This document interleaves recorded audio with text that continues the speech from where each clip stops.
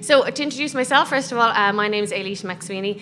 I am a former Irish sprinter, held the Irish 100 metre record for a few years till my fellow Corkonian Phil Healy broke it, which is good progress, of course. And of course, very importantly, Niall, CEO of Gym+Coffee, is my brother-in-law. So very, very lucky to be associated with this amazing brand. And I'm joined by, it's fair to say, four absolute superstars. Complete coincidence that we're all blonde, I'd like to say. We only noticed it when we turned up. It wasn't some kind of weird policy. So we've got Aimear Considine here, Irish athlete. She runs cross country, a lot of the middle distances, 1500 focusing on this year. Former Irish champion and fresh off a medal this weekend as well. We've got Sarah Hawkshaw, Irish hockey international. I'm assured by Chloe she's taken the team by storm since she's come in after the World Cup. We have Eimear from Rugby, started out at Sevens Rugby and now is a solid member of the 15s as well. And as you'll hear from a lot of our panel members, she has an exciting background as well in Clare, hurling and football. So multi-talented people here as well. And Chloe Watkins, who's been a hockey international for her entire career, been to 3 Olympic campaigns, and of course this year will be hoping to be part of the squad that heads out to Tokyo at the end of the summer. So just to give a bit of context, I guess, for our panel today, soon, let's hope we're at these kind of events and we're just talking about sport. And it's not women's sport and it's not men's sport. But right now, we need to kind of focus on the women a little bit. And there's a couple of big campaigns happening at the moment. 20 by 20 is the Irish campaign that's aiming to raise awareness for women's sport in Ireland. I'm sure a lot of you will have seen it on social media especially. And I guess there's 3 things that the campaign is trying to do. It's trying to increase participation in sport by women, to raise awareness for sport in the media, for different athletes as well, and to increase that coverage as well. So what the 20 by 20 campaign is asking you guys to do, everyone individually, is to make a pledge. What are you going to do in 2020 to bump up those numbers? Are you going to follow more Irish athletes and, measure their progress? When you flick on, the men's rugby, are you going to make sure you watch the women's that weekend as well? Are you going to get yourself or maybe your family out to an event this year to either watch or take part? So maybe have a think, and if there's something you can do publicly, maybe this weekend, maybe using the hashtag #ShowYourStripes, that would be really cool. And we'd love to think we might have inspired you to do it as well. Gym+Coffee have got their pledges. They're pretty cool pledges actually for the brand. So I'll tell you what they are. They're going to write, publish and promote at least 20 articles profiling women in sport, health and wellness. Going to organise no fewer than 25 free events, encouraging physical activities, donating their time and products to 10 female-centric groups, and they're going to attend 1 women's international game together as a team. So that one's up for grabs. Maybe we'll see after tonight whether we've helped them choose which one of those events it is. And the last thing to mention is International Women's Day is on this weekend. So the theme for this year's International Women's Day is Each for Equal. So it's about the individual effort again that we can all do to make sure that women pursuing their goals are seen equally and celebrated equally with men. And one thing actually that we might chat about later as well is the call out for International Women's Day as well is to hold your hand up when you see bias and call it out. And I think that's really important. It's not griping, it's not complaining, it's about making progress and kind of encouraging everyone to see when there is some inequality as well. So, all that said, we can kick off. And I was going to chat to you first, Chloe, about the 20 by 20 campaign and the support for women's sport in Ireland. Just to get your sense over the last, 8-10 years of your career, have you kind of seen a difference, and do you think this kind of campaign is making an impact? Yeah, I think it's safe to say there's been a huge shift in the last sort of 12 to 18 months. I think when I started off 10 years ago, it was very rare that hockey anyway would make a headline in a newspaper, let alone have 6,000 people at a stadium in Donnybrook and watching your game. So I think from that point of view, you can see straight away there's a huge change. I suppose just regularly in the headlines now, you're seeing more female athletes get coverage, and that's huge for sponsorship and that kind of thing. So it's definitely changed, and hopefully there's more room for improvement over the next few months. to target the rest of the year. You tell us about that. I was reading that, and I remember at the time there's like what they called a pop-up pitch in Donnybrook Stadium, so that for your qualifiers for the Olympics, you would have like better crowds because you can obviously fit a lot more in Energia Park than your home pitch. Yeah, I mean, the weather really tried to ruin everything for the Saturday game. I think it was the worst day of the year we've ever had. But it was really cool. It was a temporary pitch. It was put down 2 or 3 days before by volunteers, which is amazing. And yeah, they sold it out. It was a record crowd for a women's game. And despite the weather, they came back on the Sunday, which was great as well. But it was something really special, something that I never thought we'd get to play in, certainly in my career. And it just kind of shows you the changes that are happening and the interest that is out there. If you want to host these kind of events, people will come to them. And can you actually take time to notice that? When you are in the thick of it and you're focused on winning that game and, everything's basically riding on it. Does it really matter to you that so many people have turned out, or is it? No, at the end of the day, like, I go to the Olympics with one man and his dog there, but it definitely makes it more special. Like when we're celebrating at the end, thankfully it went our way. That was hugely special for us to have so many people there. Made it just that bit nicer. You put in so much work, so it's always great to get a bit more coverage and be able to enjoy those moments. But yeah, it's certainly just 12th man kind of thing. I think Canada really felt the pressure as well, just from the huge home crowd, which always helps. Oh shit, that's huge. So as much of a boost it was to you, it was actually intimidating for the opposition as well, that the Irish team had so much support. It was so hard to hear anything. It was just pure Irish fans, and that has to play a part, even though our performances were a bit iffy on the weekend, but things don't go to plan. But Canada definitely felt the pressure from the crowd. And I guess, Sarah, you were in the US and went to university there. Is there much difference between the support for women's sport there and in Ireland? Would you say that we've anything to learn from the system over there? I think in the US it was they make a point that it's split evenly, especially in the colleges between men and women. I think outside of colleges that's a very different situation, but in colleges it's very split. Their whole, Title IX or whatever, it means that you have to have an equal amount of money gone to men and male and female sports. So I do think that was a real bonus over there, and that could definitely be brought here. But yeah, that's probably.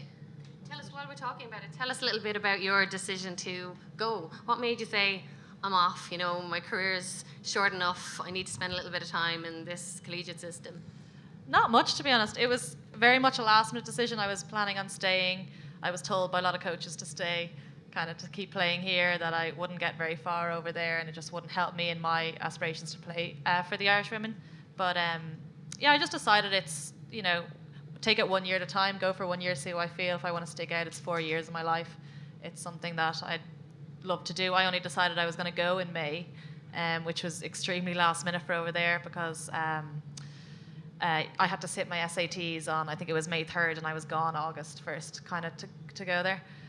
So I remember my parents wouldn't make a decision for me. So I kept asking them what they think I should do, and they wouldn't tell me either go or not. And I only found out then when I got home that my mum was actually offered a scholarship to the States when she was in college, but her dad passed away at the time, and she couldn't take it, so she was thrilled that I did end up going in the end. So yeah. But she didn't want to push you into it, which is pretty amazing. She wouldn't want to say something and then me regret it, and did her be her fault or not. So I guess then your mother maybe is one of your kind of can't see it, can't be it inspirations. This is the theme for the 20 by 20 campaign, is that obviously, if you don't have those role models to look up to in the women's game or the women's sport, you might not go and pursue it yourself, or young girls mightn't. So I guess you had a pretty strong role model there. Yeah, no, definitely. My mum played international badminton, has a few European medals herself, so she was a real inspiration for me. She also used to tell us that she was related to Sonia O'Sullivan because her last name's O'Sullivan and she's from Munster, which is highly unlikely. But definitely she always pushed me. Sport's been a huge part of our family, and it's kind of driven from her all the way down. So. And Amy, tell us a little bit about the athletics setup, because you have been involved in two really interesting international events recently. So I don't know about you, but from an athletics background, I've always felt very lucky that the men's and women's competition is held, at the same time. Now, traditionally the men's is always last, as if it's a big closing event. It's the women's 100, the men's 100, which is annoying, but they're mixing that up recently. But your 2 internationals last year were actually in mixed relays, which is pretty cool. I'd say that was kind of different and exciting. Yeah, well, one thing I would say about our sport is that we're really lucky in the sense that men and women do compete on the same day. So I feel like for other sports like rugby and GAA, they mightn't be as lucky, but like for our national championships last weekend, if you're going to watch them, you get to see the men and the women. So it'll be like women's 800 followed by the men's 800. So there is like equal exposure. But for the European Games, they were in Minsk in Belarus. And first of all, it was really cool to go there. That's a place that I never would have gone to see if it wasn't for that competition. And it was a mixed relay, and it was also different distances. So it's a pretty new event, and I thought it was really chill because when you're competing against or with girls, like sometimes like we're all nervous and we're all uptight, but I definitely found like competing with the boys, there was like an element of like, like we were laughing and joking. So that was really nice, and the event itself was really cool, and it was a really nice experience. So that was in Belarus, and we did pretty well. We were 4th in our second race. And then the European Cross Country Championships, it's a new event since 2017, a mixed relay, where it's like female, male, and the distance is like between like 1,000 and 1,600. And we were 7th in it in December. And same thing, it's super competitive, and it's really nice because it's not something we would normally do in athletics, especially for middle distance. It's very individual, and we wouldn't really get a chance to compete in relays, and especially not at a European level. So I thought it was great. Like we all really, really enjoyed it. And because athletics is such an individual event, the pressure isn't as bad in a mixed relay. But yeah, I really hope that they keep it up because it was really cool. Yeah, very cool. And your club, Emerald AC, I've always looked at their results and their athletes and their coaches and thought it's a really female-empowered club as well. I mean, did you find that when you were coaching there? I know you're with a different setup now with Joe Ryan for the last couple of years, but did you find that growing up that there was a real good ethos for promoting, I guess, both sexes in the club? Yeah, so like Emerald is my club, and it's the club I've always been with. But I would say like when I was 13, and I went to my first All-Irelands, Sarah Lavin, she's an amazing athlete, she's a hurdler. She won her event and I won mine, and I feel like since then that was just the standard that we set. We were 13 and we won All-Irelands, and all through schools, all through our junior and under 23 career, that was just the standard that we had for ourselves, and we didn't really know any different. And so then I guess Jenna Bromwell and Ciara Neville, who they'd also be senior Irish international athletes, they would have probably just watched that and been inspired by that. But so I think we definitely always had the talent, but I think we have brilliant coaches as well. So we have Noelle Morrissey, who's brought Sarah and Ciara all the way through from like schoolgirls to Irish senior international athletes. And Anna Mara, who was my old coach, she brought me all the way through my school's career. So I think even though we had the talent, we also had brilliant coaches to carry us through. So. Yeah, no, you can really see it. It always kind of stands out, I think, at championships, big time. And Eimear, I guess, tell us a little bit about the Irish women's rugby setup, because in some ways you're fairly new to the sport. You came in through the sevens and you've been with the 15s now since 2017. And I don't know, my sense of rugby with women is that it's a reasonably young sport, so you're really fighting for, I guess, coverage and time against the men's. The other team have had brilliant success over the years, then a few tough times. So, do you think that the support is there, or there's a bit of a way to go? Yeah, I think it's getting better. When I started off with sevens, similar to Amy, the sevens, the men and the women play on the one day and the one weekend, so it's very equal that way. Yeah. It's a lot different playing 15s that obviously our games are on different days, but then again, so are the men's under 20 games, so it's the 20s ourselves and the men playing 3 different venues on 3 different days. But there's still inequalities among the 15s, I think, and some things you don't even realise. We're all training out in Abbottstown and Blanchardstown, which I'm sure most of us are actually training out there. But we're out in the new Irish Rugby High Performance Centre, which is amazing. So even last weekend before the English game, we were out there with the men, and for the first time ever, we crossed paths with them, because usually they'd be out in Carton House, we would never actually see the men. So it's good, and like little things that you wouldn't even notice, and I think that's where the inequality come, is that you don't even notice, and it's because we don't know any different. Like, for example, last weekend on our first away trip of the year, we got our bags sent on the bus with the men's bags for the first time ever. And we got our boarding passes handed to us when we got to the airport, and we got to use the lounge. Now, that's not a big deal. Like, it's not, we weren't expected ever to use lounge, and we don't mind wheeling our own bags in, but we just never knew that the men got their bags just taken away from them. What do you mean? So usually we just bring our bags with us, and we check them in ourselves. We hand our passports to the air hostess, and then off we go, waiting normal airport area. But the men actually get all their bags loaded on a bus prior to them getting on another bus.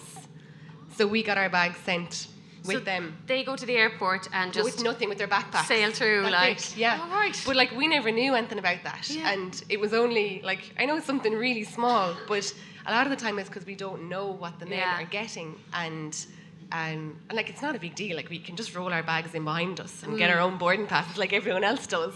But it's the inequality it's of what it. the men are getting, that we're finally getting there. We're finally getting to train the same facilities as the men, see them day in, day out, and actually, you know, have those high standards that the men have. Yeah, and I guess learn from each other as well, because that kind of flies in the face of what sometimes you feel online and with this campaign.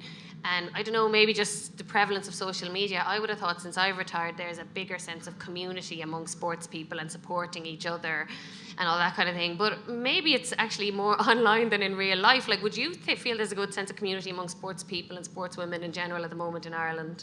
I think among women there absolutely is. Like, I think women are really good at supporting women, and especially with the 2020 campaign.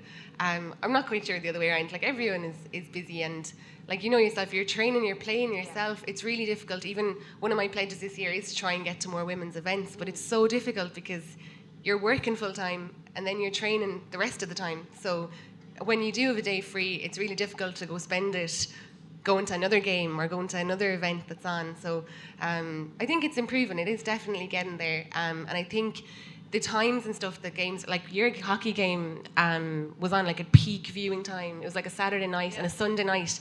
So like, you automatically turn on the television and there's the Irish women's hockey team playing. So I think it's not just thrown on television for the sake of throwing it on. And similar to our games, they're all at 1 o'clock on a Sunday. So if you're sitting down, you know, watching television on a Sunday, our games are on and people have watched them. So they're not just putting us on television for the sake of putting us on TV. They're there at really good viewing times where you get a good audience, and it's really, really showing. One of my good friends, Jenny Murphy, she would say that maybe there isn't the appetite for women to speak out very much about the inequalities, and that, you know, you aren't looked at on a good light if you do it. Would you feel the freedom to do it now? Having said that, when you're in the thick of it, really you need to focus on your own performance, but would you feel comfortable, like, this is a lovely closed environment, we're being videoed, but other than that, would you be comfortable saying that in national media about the bags, or would you feel, there might be a bit of repercussions about that? You probably can't say it while you're still playing, but everyone knows there is inequalities in sport. But the thing is, we're making improvements. So we're getting there bit by bit. Yeah. So I guess if we in the room, we're not, the no repercussions for us, we can be the ones to shout it out. Actually, when the hockey team were the World Cup, you know, everyone was sending you guys the messages of support as you progressed. And I was on the Keys in the car one day, and I turned on, the sports news came on the radio. It was either News Talk or Today FM. And the first item on the sports news was that Rob Kearney had wished you guys good luck. I actually pulled over and tweeted for them. that, I think. It was just crazy stuff. I mean, that's the kind of thing we should all be like, hands up, tell us the results and what's up next. And like Rob Kearney, like, lovely for him to do it and all. It's not his fault, you know, but that's just crazy stuff. I guess there's loads of positives. If there was one particular challenge, say to you, Sarah, if you see one challenge in Irish sport right now to women and men being equal, could you kind of pinpoint what it is? Or even just in hockey, would it be funding? Would it be coverage? What's the one you'd say we need to get after that? Well, in hockey, I don't think, because I do think coverage is funding at the moment are quite equal. In hockey, they're not showing more men's and women's games. But I think it's the perception of women's sport to men's sport. I think people there's still a perception in people that it's not as good. It's not going to be as good as game. And it's a different game sometimes, but it's still going to be as good. There's still an element of skill. And I think that's why people aren't showing it. I think it's brilliant, the fact that you're saying with the times they're putting it on. Like, last year I wouldn't have come home from my match or our training on a Sunday and seen my whole family sitting down watching the women's rugby matches, whereas this year I am. And I think that is brilliant, but I still think it's a perception of women's sports compared to men. People just aren't seeing it as entertaining. Yeah, as the and the men's game skill is. level maybe. Yeah, where it is, and showing games on these days is going to improve that. But I think that needs to continue. Yeah, sorry to jump on that. We were probably lucky in a sense that with the World Cup, say, it was kind of the country's first exposure to a hockey game at that level, and it happened to be a female hockey match. So nobody was comparing us to, this is crap compared to a men's hockey match. It was just, this hockey team's doing great. They're having some success. Like it's good to watch, and everyone was tuning in. So, yeah, like it's that kind of mindset. It's funny, just if you don't have anything to compare it to, people will actually enjoy it for what it is and appreciate it. I think Ireland are great that there was an absolute bandwagon. Like no one cared. Yeah, amazing. Nobody cared what Irish team was in that World Cup semi-final and final. Yeah. They were just supporting it, and I was travelling at the time, and like my social media was absolutely chock-a-block about the Irish women's hocky team, and it was Love amazing. a bandwagon. Yeah. So get a bandwagon going, and then you'll be fine. What you're saying is it's grand that the men didn't qualify. It's all about the women. No, that is Very not controversial. what we're saying. That is not. No. Just to be clear, we obviously wish we had 2 Irish teams in it, because it is about supporting. That's like, it is amazing to see people having conversation about women's sport, whether it's about men or women. Yes, Amy, had you any particular inspiration growing up? Say, I know you had your club mates and your peers, but was there anyone you looked up to when you were younger and thought, maybe that could be me? No, when I was younger, I feel like there's no one, or there never has been one particular person that I look up to, but something that has always inspired me is like an athlete or a sports person who has reached a really high level in their sport, having overcome adversity, whether that be an injury setback, a mental setback, or they've had to get surgery, or they're having just a dip in form. It's really common in sport, and I don't think people realize that that's a really hard thing to get through. And I think that's really inspiring. Even we'll say Ciara McGeehan, for example. Ciara missed a lot of her career a few years back through really bad injury problems, and now she's absolutely thriving, and she's top 10 in the world, and she was 10th in a world championship final that was absolutely so stacked, and probably the most stacked it's ever been.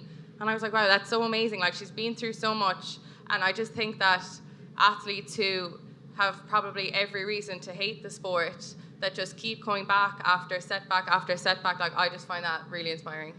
And you've spoken about how much you actually just really love the sport, and that's really what keeps you going. Is it the competition, the social element? What bit of it that really kind of gets you going? I think a bit of all. The social element is really fun. It's a really nice sport to be in.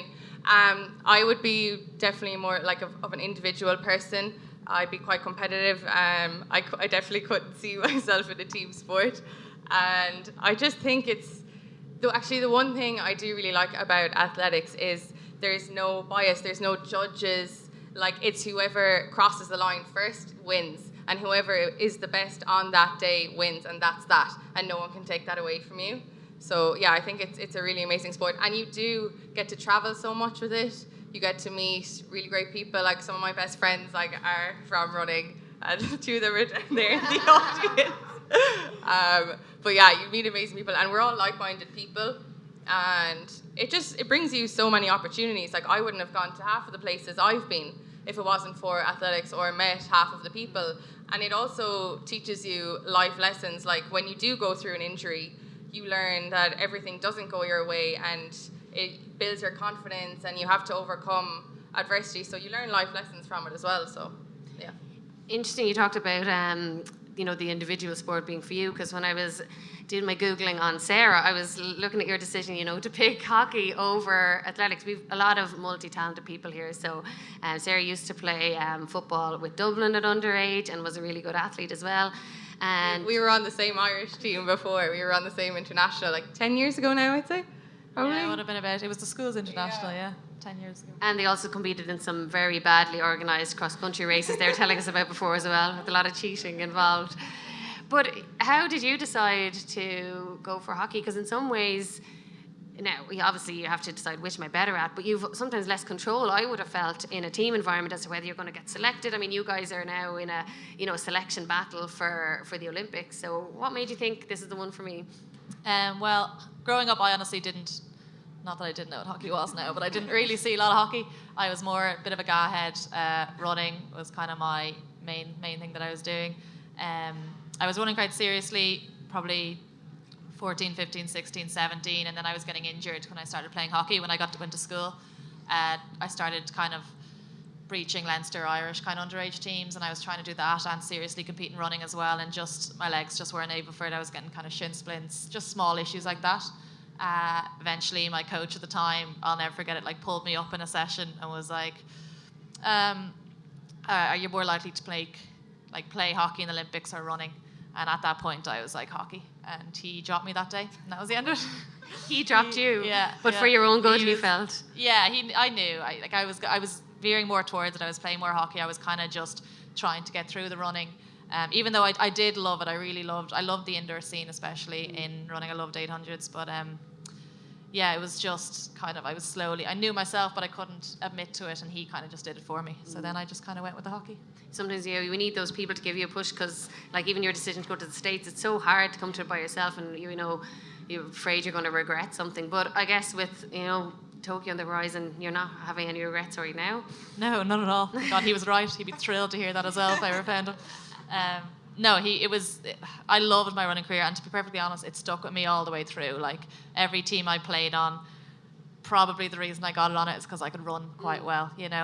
Dublin. She's been blitzing the test that we do. It's like Hawks is out the front and everyone else is like trying to catch up with her. So definitely the athletics background has given her a bit of a push.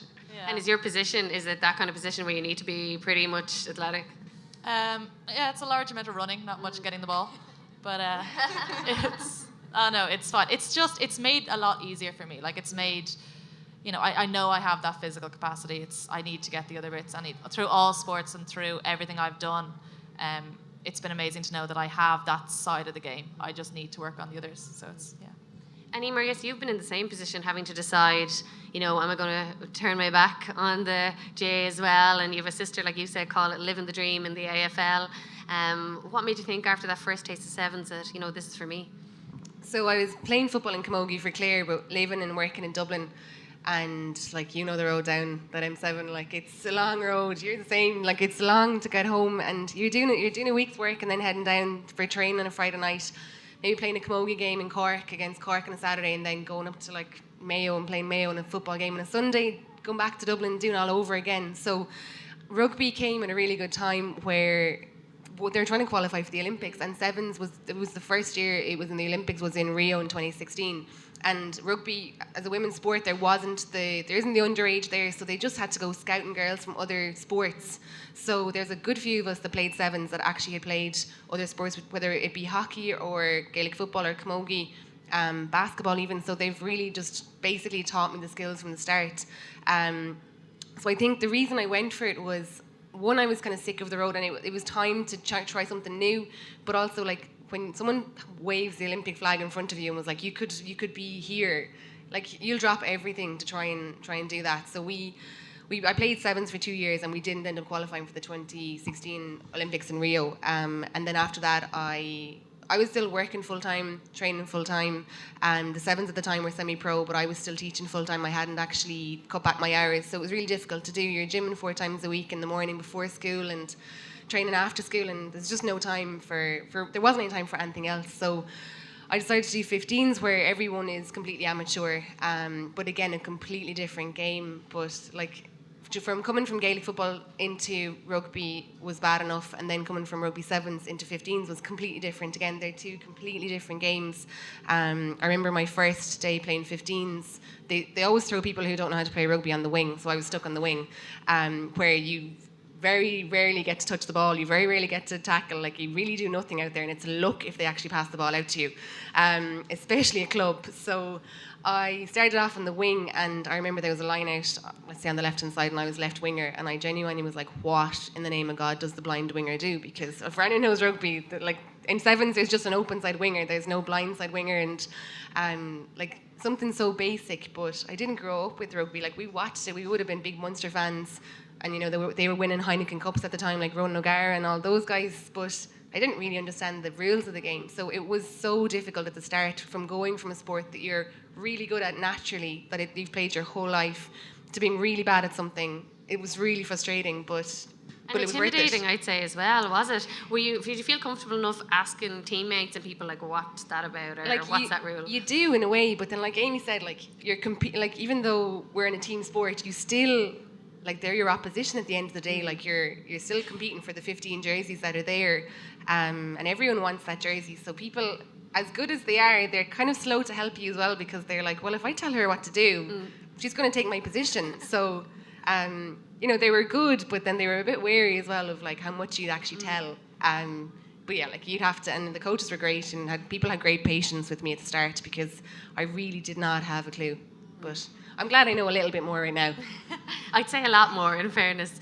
But you're competing against some professional teams, I guess. So, like, England, I mean, they're fully professional, aren't they? They are, yeah. And look, they are a different class, but we managed to close the gap on last year's performance. I'm not sure the score from last year, but it definitely wasn't 27-0. I think it was like 40-something-7, but we ended up getting the penalty try, so we didn't even score a try, essentially. So look, we have to look at the positives, that we're reducing the margin every year. They are pro, it is their job, you know.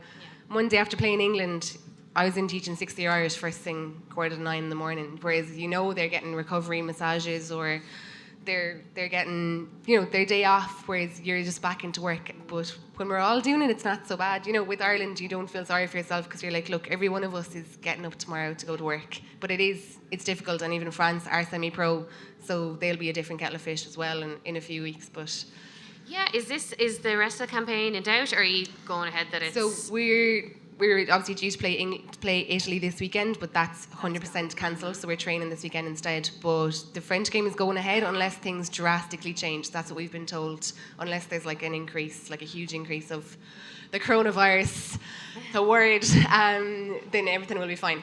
Yeah. Everything will be fine. That's the way you have to think in all sport. And just before we leave, I guess this theme... Chloe, just tell us about, I guess, I mean, your career in hockey and where you came from, and was there anything particular that has really kept you in the sport and kept you so successful, or over the years, anyone who inspired you kind of at the start as well? I did come from a hockey family. My dad and my brother both played for Ireland, so I suppose I was always kind of exposed to it growing up. Our summer holidays would be going to watch my brother play wherever he was competing, you know, so it was just kind of a natural thing. Having said that, I was never forced into it, you know, even though my dad loves it and coaches it, he was never, you know, pushing me to do it, because I did play soccer and a few other things as well. But I think probably once I got to secondary school, you kind of have to choose where you're going to put more of your time, and my friends were just playing hockey, so I wanted to play hockey, and it was as simple as that. And for me, that's always kind of been what I go back to, and why am I doing it? Even when you're running into the snow in Storm Ciara, you're like, why am I doing this? And then you're like, I want to go to the Olympics, and I want to, you know, compete with my friends and travel with them. And, you know, it's hard to replace those kind of memories, but we definitely do have a great kind of team culture with our team. So it's kind of a challenge for us now that the Olympics is so competitive and things are so tough with selection. It's quite unique that only 16 go to the Olympics rather than 18. Yeah, So- tell us a little about that for anyone who, I guess, like myself, wants to be in the know, you know, before the Olympics. So what happens between now and you know, kick-off of the games? Yeah, so, well, we've been just kind of training all the time. It sounds cruel. Except They for were telling me Wednesdays. about the last few weeks in camp. That it sounds absolutely punishing.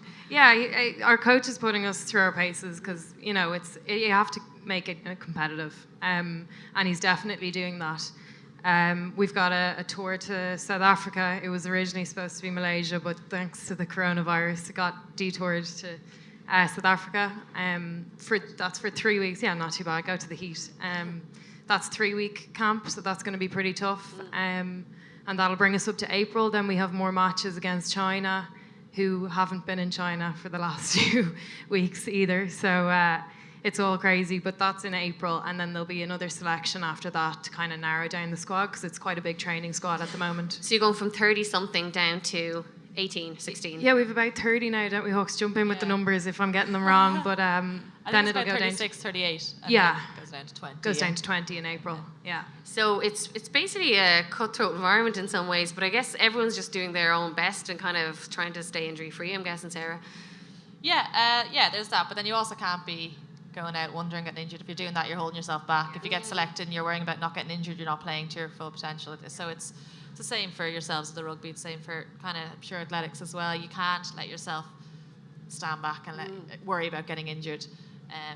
It is quite cutthroat, I think, for me coming in after they did so well in the summer. Like I think everyone saw how close a knit group you guys were last year, and it was so inspiring to see. So to come in, you're almost a bit apprehensive because you don't want to do anything to rock it, but like everyone who comes in is so welcoming, and no matter what happens, I think it is a really good group that they come back to at the end of the day. And kind of what we've been talking about is it is a 36, 38 man squad. No matter who goes to the Olympics, it is the whole 38 who created that go. So I thought it was really good actually around the time of the World Cup when he qualified for the final and back at the homecoming, that all the extended panel members were all there as well. Yeah, even though they were invited back to it. Yeah, well, it's just that, like, selection comes right up to as close to the date as you can. So everyone's training together right up until, maybe a week before you go, maybe like 2 days before you go for the World Cup. Like, we were literally heading off the next day. So you do, it's tough for those girls, and you do feel for them. So you're kind of trying to play for them and represent the group as best you can. That's all you can do, really.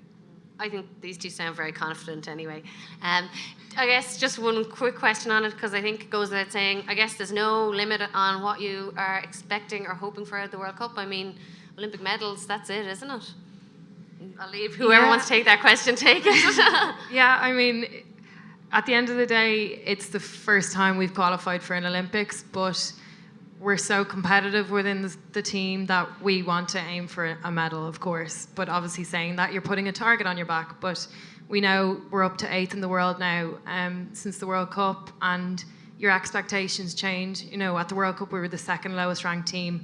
Now we're going to be in the top 10. So it definitely changes the perspective, and we want to push ourselves as much as we can. We definitely think we can compete with the top teams. So yeah, hopefully a medal, gold.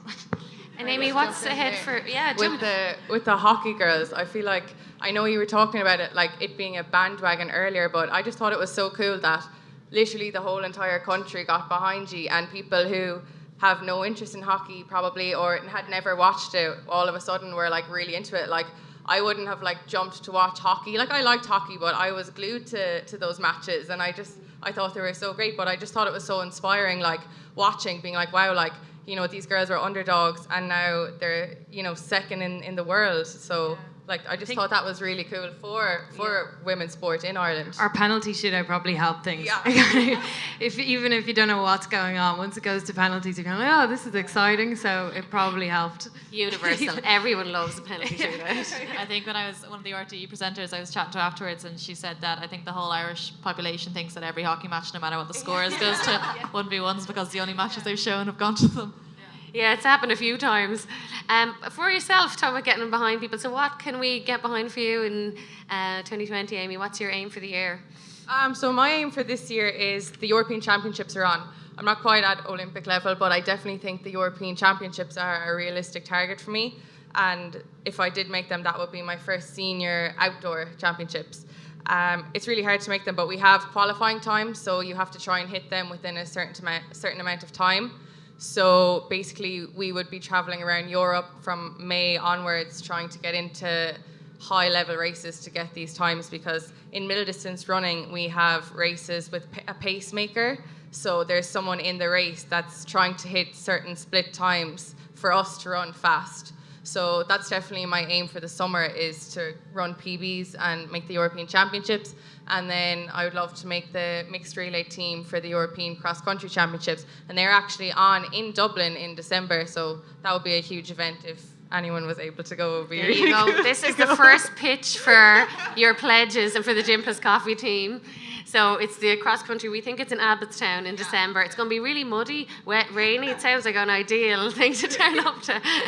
But not for the faint-hearted, but it's actually really cool to watch. And it's definitely a really tough sport, but it's a cool experience to watch. So, yeah, if you're around, head down. It is tough, though. There is always that weather factor, the tactics factor. I mean, qualifying for a major championship in a middle distance event, it's just like, it's not, I wouldn't say it's a matter of luck, but you need things to go your way, don't you?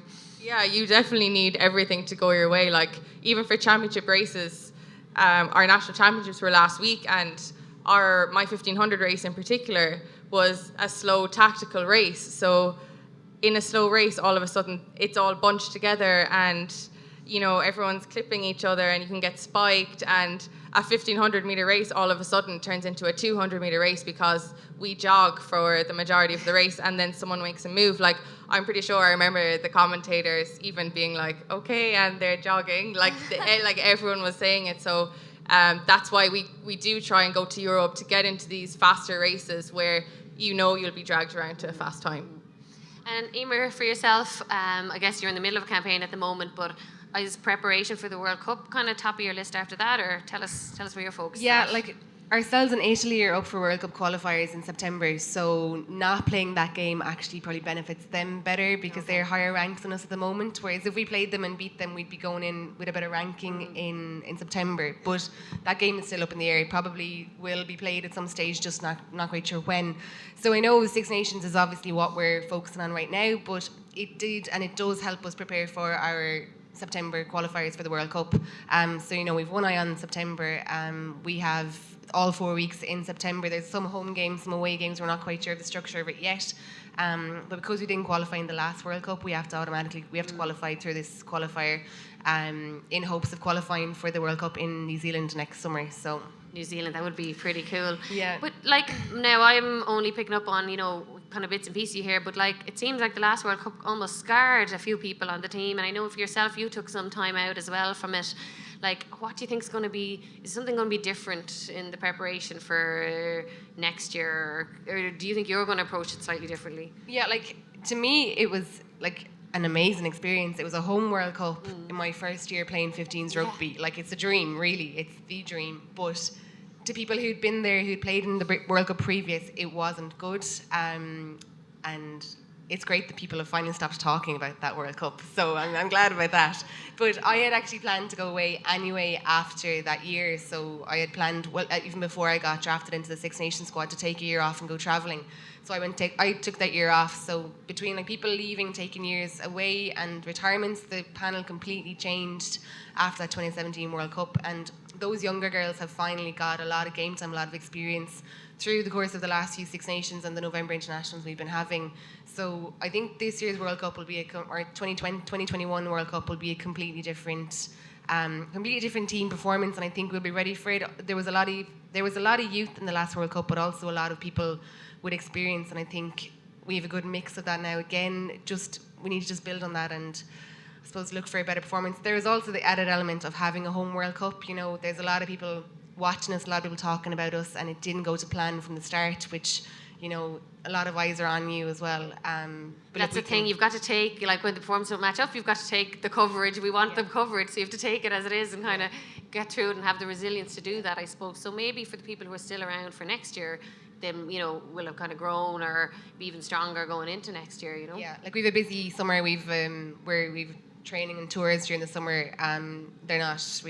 They haven't been announced yet where we're going, but we are definitely doing quite a lot of training this summer, which is great. Just more time together it's really showing. Like, we go into Abbottstown on a Thursday for camps. We have Thursday, Friday, Saturday, Sunday together, and on every other weekend we have Fridays, Saturdays, and Sundays together. So the more contact time we have with each other, the better, and it is really showing in our results so far this year. Brilliant. Before we get some questions, just wanted to, I guess, ask each of you, and we'll start with you, Eimear, about what you do to kind of take care of yourself, because it's pretty hectic, I know two of you guys are kind of full-time, but still have so much going on, others trying to balance work and everything. You've been fronting the Tackle Your Feelings campaign this year as well. So I guess, is there something you do to make sure that you're, I guess, mentally or physically, taking care of yourself? Yeah, so we do so much recovery in relation to like ice baths and your skins and your nutrition and your hydration and that, but it's really difficult to find time for you. And it's not about having mental health issues, it's just mental well-being and actually been like taking a step back from the madness. So I got involved with the Tackle Your Feelings campaign, which is just about your well-being and managing your well-being and managing yourself and finding time for yourself and putting time away for yourself to actually do stuff. So there's a self-care section in it, there's a mindfulness section, there's an app that you can download for the Tackle Your Feelings, and like even little things like I religiously will get my nails done every 3 weeks, and that's my self-care. So Like, that is my thing, and I will do it. And it And could be you can't anything. be on your phone when you're getting your nails done. I Well, always think that's a that's really it. good thing Yeah. as well. You're like, oh, stop trying to go on your phone. Like, you're going to ruin see, your nails. There was 1 week there, about 2 weeks ago, I genuinely was like falling asleep as I was getting my nails done. I was like, this isn't good. But it's whatever, whether it's going for a coffee with a friend, whether it's, you know, going to get a massage or whatever, once it's kind of a little bit of you time or doing something for yourself, I think it's so, so important. What about yourself, Chloe? Yeah, obviously, the team environment can be there's a lot of pressures that come with it. You know, every week you're going out, you're competing against each other, but you're also trying to create, you know, a team that's going to be successful together. So it's a funny kind of environment, but at the end of the day, you do have your teammates as a support as well. And I've found that certainly over the years that, you know, you're going through those things together. So if you're having a bad day, someone will notice it, and, you know, they'll say to you, like, are you all right? Do you want to grab a coffee? And you do have that kind of support to lean on, which is always great. And we're getting we have the support of a psychologist, a sports psychologist now, only recently over the last couple of weeks, which has been great as well, because you take that side of it for granted when actually it's probably the most important side to it, and for performance, but also just well-being in general, because when you step away from competition, there's a huge kind of lull in your life, and you kind of have to realize that life's going on here and you have to get on with things despite losing or whatever's gone on. So it's great to have that support now, just to have someone to chat through, and then certainly just to take time for myself and just, yeah, as you say, get your nails done, or just something for your own well-being. It's just good to have downtime. Yeah, that's interesting. Of course, the sports psychology thing, you could be talking to that psychologist about anything, because anything going on might be actually impacting your sports performance. Actually, I hadn't really kind of thought of that. Yeah, exactly. And we've always kind of tried to say, when you turn up to training, you know, leave whatever's happened during your day in work or whatever at the gate and get on the pitch, and, you know, don't let it impact your performance and the quality that you want to bring. But at the same time, you know, you can't just shoo everything away. If you are having a tough time, it's great to have people around to just be like, today was crap day, you know. Yeah, big time. You kind of, I think there's an acknowledgement that in all our lives, work environment and everything, you have to kind of bring your whole self around the place. You can't kind of compartmentalize, you know, home life from work life from sport life. We're kind of all blended individuals. I guess for you, Amy, I mean, you actually are full-time at the moment, but that brings its own pressures as well. You must really find, God, I need an outlet as well at the moment, or something to kind of keep my head, you know, from going crazy. Yeah, no, like, I definitely think in the last year or so I've become way more interested in the mental side of sport, because, as you said, like, it really is such a huge part, and it's something that we tend to dismiss. So one thing that I like to do before a race, if I like have doubt or anything, if I'm having like a negative thought, I replace it with 3 positive ones. But like, not just with running, like with something every day, but it's something that you actually have to consciously make an effort to do. And that's the thing with like the mental side of stuff, is it's like training, and you have to exercise your mind as well. So that's something that I really like to do. I like writing stuff down, like good stuff, positive things from training if I've had a good session, like things I'm thankful for. Like when you see things written down, you're like, you know, you might be like complaining about something, and then you see it written down and you're like, oh my God, like there's so much, you know, I have so much good things going on. And you end up with a bank of stuff to look back on too. I find with the gratitude journal, you can look back like a few weeks, you're like, look at all this good stuff. Like, it's such a big that you might collection. Have taken for granted. Then when you see it written down, you're like, oh my God, like there's actually so much good here. And I love reading as well. Like, I'm a bookworm, I always have been. So at night, like, I'll read before I go to bed instead of being on my phone. And another thing that I've started to do is like, I'll filter what I look at on social media. Like, because I definitely, like a few years ago, would have just scrolled aimlessly on social media, but now I follow a lot of like positivity pages, like spiritual pages, mindfulness pages. So when I'm scrolling through, it's actually educational, and I follow people that are actually sending out positive messages and not just, you know, posing aimlessly. And I think that definitely makes a difference, because when you actually are looking at beneficial things, it does really make a difference to your mindset. So yeah. And last, because this is actually like a mine of information I think we can all apply to our life, so we'll keep going with this. And what about yourself, Sarah? Well, I think since kind of joining about a year and a half ago, since coming onto the Irish team, I kind of realised how mental sport was. I hadn't really noticed it beforehand. I kind of... Why was that? Is it because you were just young and going for it, or how come it's hit you at this point? I think it's the pressure that came with it. I kind of came to realise that if I'm not enjoying it, I can't stop a ball. You know what I mean? And I kind of had to turn around and stop and say, I've done this almost every day of my life for 6 years. It's not anything to do physically, it's my mental side of it. And I kind of came to realise that, and really started looking into it this year especially. So I'm kind of become a big one for writing things down. So if I'm really annoyed after something, I write it down, it's gone, don't think about it. But as well as that, if things go well, I have to write it down because I need to be able to see that. And I've gotten into that this year, and I really do think it's helping. As well as that, like as a team, we're supposed to have Wednesdays of nothing, no hockey, we won't be contacted. No, the only annoying thing about it is all our friends probably work on Wednesdays, so it's really by yourself. But I think it is important for one day of absolutely nothing, no contact from coaches, no training, no gym. Because WhatsApp groups, I don't know if you're on a WhatsApp group, but they can just take over your life as well. So I imagine it's no different in sport. Yeah, so you you can just mute need them to though. freeze. Yeah, you can mute them. Mute them on Wednesdays. Yeah, Wednesday mute. Do you mute us on Wednesdays? Tell the girl. Do you message people on Wednesdays? That's my own personal way of going with it. But yeah, I think writing things down, getting it out of the way, it's forgotten about, or having that as a base to look back on if it's positive and saying, I can do this, I will be able to do it. And kind of, if you're not enjoying it, you're not playing well. So focus on enjoying it. Yeah, that's a lovely note to leave that on, I think. So I think we're open to questions from the floor. I have some as well that were submitted in advance that I've thrown on the ground here that I'll pick up. But there is a mic, I think, going around. Is that all right? Yeah, so if someone's to put their hand up and ask a question, jump away. Now, don't let us down. It can't be because there's there we go. Hi guys. That's loud. That was really interesting. Thanks so much. I had a question for you, and just wanted to get your thoughts. That I think a big issue out there is the drop off of women playing sport in their teens, and just wanted to get your thoughts. Was that ever a risk for you? Did you guys ever think about giving up, and how you maybe would address that kind of going forward?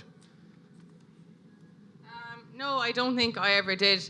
I had a successful schools career, and I was very lucky. I got through most of my teenage years without injury, but I think it is very hard for teenagers who are maybe struggling to get to the next level or do have an injury. So I think it would be really nice to get someone maybe our age or at a high level to mentor teenagers and actually tell them the benefits of the sport, because it does impact your life in such great ways, but maybe they just don't know. So I definitely think that it would be great to mentor teenagers, even through social media, because teenagers now do have their heads stuck in their phones 24/7. So getting messages across to them through social media, or getting them to talk to someone who's older, who has gone through the ranks, like we've gone through it all.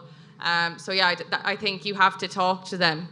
Because I also think that teenagers might be shy, they might be too scared to say it. But if you got someone older to just say, look, I went through it and it does get hard, I think that would definitely help. I'm a teacher in an all-girls school, and I'm a PE teacher, so I see it firsthand every day that there is a negative image associated with playing sport, and whether it's getting sweaty or something like that, but it's still a problem that we have. Once Leaving Cert comes, the dropout in PE is higher than it is at junior cycle, and I think all four of us are lucky that we had the support system in place to bring us to trainings, to bring us everywhere, to when you're having a bad day, that they'll be like, look, it's only a bad day, everything isn't bad. And I think that's another thing that you have to factor in, is that a lot of the girls I teach wouldn't have the support system that we had, and it comes out of their hands essentially, which is really sad, because there's so many girls out there that I would personally try and put them forward for trials, but they've just no way of getting there unless I personally bring them, which is so disappointing. But I think we can say that we're lucky that we've had a support system in place to bring us to and from places whenever we needed to get there. So I suppose more support is needed in that case. Yeah, well, I just think in school there's always this expectation that once exams come in, you have to drop sport, and actually the benefits you get from sport and being able to manage your time and get that physical activity, get your head out of the books, it's actually a benefit rather than a negative. So I think that just needs to be spoken about more in schools and kind of encouraged rather than discouraged. And for me, it was always the fun or the social element that kept me going. You turned up because you wanted to meet people and chat to them and actually have a laugh, or try and beat the boys in the runs that night. You know, there was always something that was the crack, like, that you turned up for. So I think for clubs and everything, making sure that at that age they're really focused on everyone enjoying it, like, would be massive, I think. Anyone else want to take the mic? Oh, we've here one at the front here. So you may as well take mine if you like. Just in relation to funding in schools, you've talked about obviously there is a massive inequality. I know when I went through school there was nothing for females really, and there was no rugby teams, there was nothing for the girls, and then I went on and boxed, and that wasn't a female sport. Do you find that there is this image that you're still supposed to be feminine and there is a pressure behind having to look a certain way or dress a certain way, and you're not just seen as an athlete, you're seen as a female athlete?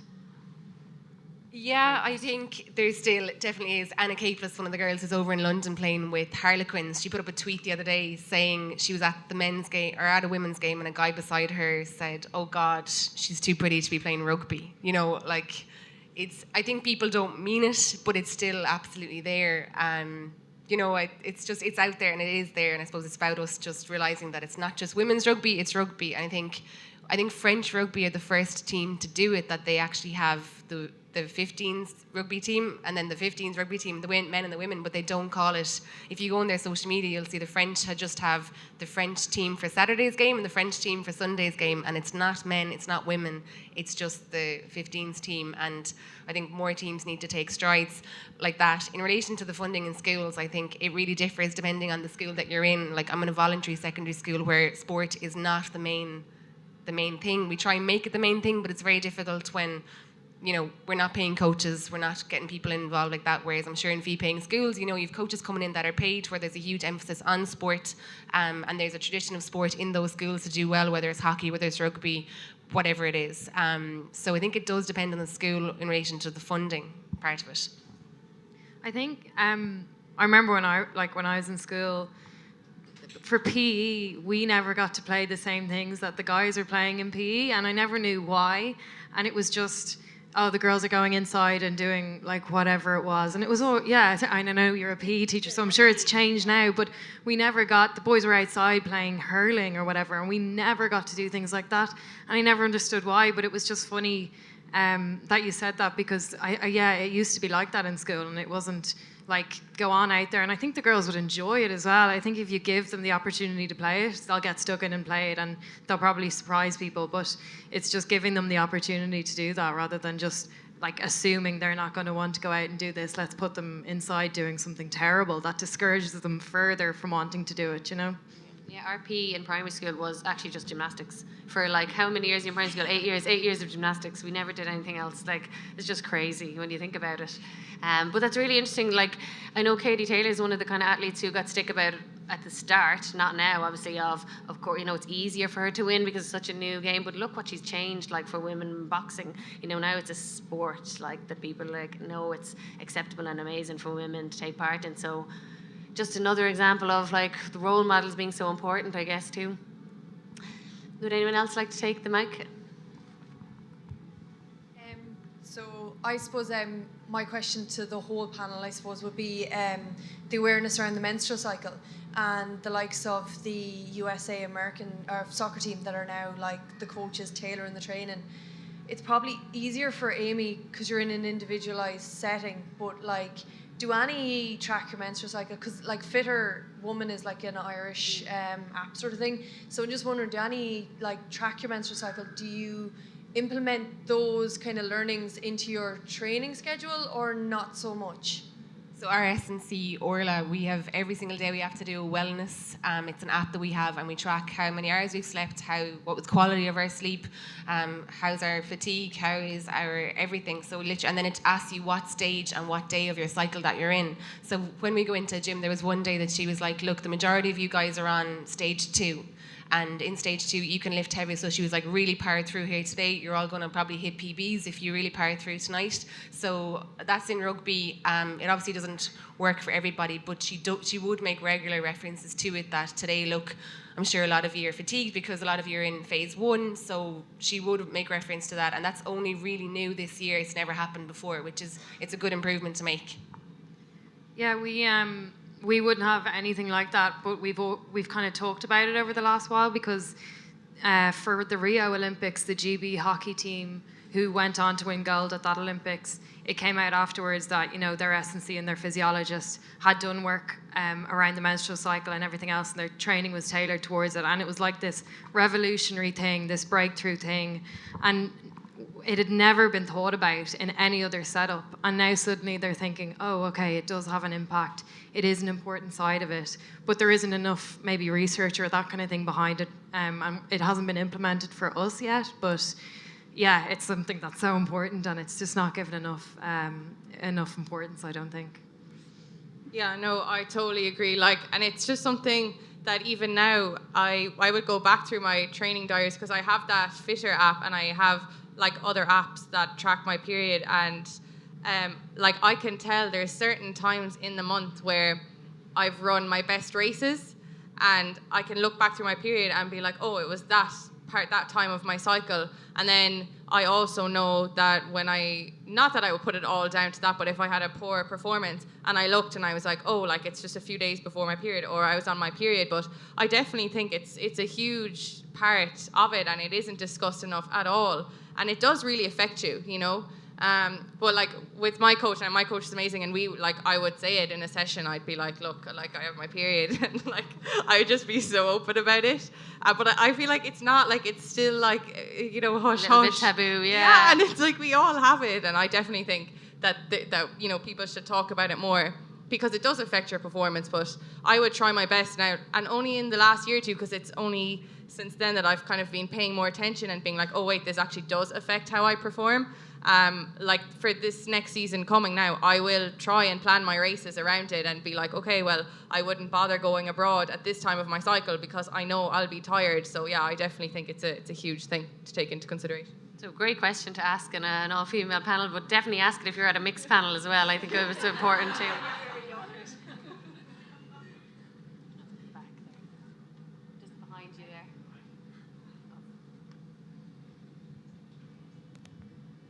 In one of the 2020 videos, it was one of the earlier on ones, we're a bunch of teachers, so this is why I'm asking. One of the young girls said, the boys only passed us if the teacher allowed them to give us 3 extra points. And as a teacher, do you think there's any way, not for like teenage, but even younger settings, that you can encourage the girls to get involved as much without, you know, making them feel like they're less, if that makes sense? God, you put me on the spot here. Even all 4 of you, not just because you're a teacher, like from your past experiences, can you remember anything that spurred you on a bit more? I think it's difficult because I don't ever think we were the ones that weren't passed to. Do you know what I mean? It's difficult to be. It's a difficult question because I've never, I'm sure you guys have never been in that situation. I would have gone and tackled them and just taken the ball off. But I think if you do that, the boys will stand back a little bit and be like, whoa, she actually can play. So I think it's hard to get stuck in, but once they do get stuck in, I think they'll get a little bit of respect from the boys. And I think it happens, like I was chatting to a girl the other day who's playing mixed tag rugby, and she's like, the boys still won't pass to me. But once you start giving out to them and actually like being a little bit, I suppose, just standing up for yourself, they'll actually start to pass. And that's adults, like that's not children in school. I think it's a confidence thing probably with girls and with women, that it's like they're probably naturally a bit more stand-backish. They want to, you know, they're not going to just throw themselves in like boys of that age just get stuck in and they're mad. But I think probably if teachers can, you know, build their confidence and actually work on that side of it, that they're you know, there's no shackles, they just get stuck in. It's that kind of thing. Whereas I remember in school, some of the girls would just hold back, whereas if you're naturally kind of competitive or that kind of thing, you just go after it. But it's actually fostering that confidence from a young age and just letting them, you know, equal playing field. I think it's that side of things that we need to try and work on. It's really hard, isn't it? It's like when you have quota systems, that's kind of like your question is, do you skew it in favour of women or not? And maybe it depends on what stage they're at. Maybe when these messages have been drilled into them at a certain stage, like for senior tag rugby, you probably do need to give the extra points or it wouldn't happen. But maybe the younger they are, the more chance you have of making sure everyone gets the message early on that the boys and the girls are equal. Because I don't know if you saw that Young Scientist of the Year project. Now, I'm going to butcher what these guys did.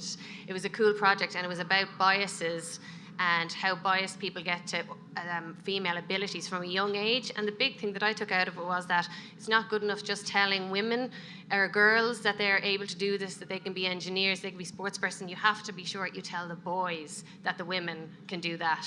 So like one tiny thing they did was draw a picture of an engineer and say something like 70% of girls drew a girl, or something like that, but like 95% of boys drew a man. So I think that was really interesting, that like make sure the message you're giving the girls about what they can do, the boys are getting the same message about the girls, if that makes sense. I remember when I was in school, like, because we were competitive, it was different. But for girls who don't have any interest in sport, like they just couldn't be bothered, you know, and like they just like sit against the wall. So I think that is because it was competitive, and they were just like, well, like I'm not competitive, so why bother? So I think like you need to find a way to entice them without it being competitive, and find like what they really enjoy and make it more enjoyable and like more of a social thing and building their confidence. I think that's the best way now to try and entice girls into it. Have we time for maybe one more? I'd say if there's one more, that'd be amazing. And then we will wrap it up. Or else we're done. Yeah, that's cool. Well, listen, thanks again so much to our 4 amazing panelists. We wish you all the best of luck in your sporting endeavours this year. To everyone who came this evening, thanks so much from Gym+Coffee. I'm sure you'll continue to follow them and their 20 by 20 pledges and what they're doing for the rest of the year. And of course, we will be delighted if we see you making your own over the next few days, maybe between now and International Women's Day, figuring out how you can help those aims around participation, coverage, and whatever that third one was that's gone out of my head right now. Is make sure that you are, have your voice heard in this 20 by 20 campaign, because I guess there's an onus on all of us as individuals to make sure that progress for women's sport is seen and heard. So thanks very much, and a big round of applause for our panelists tonight.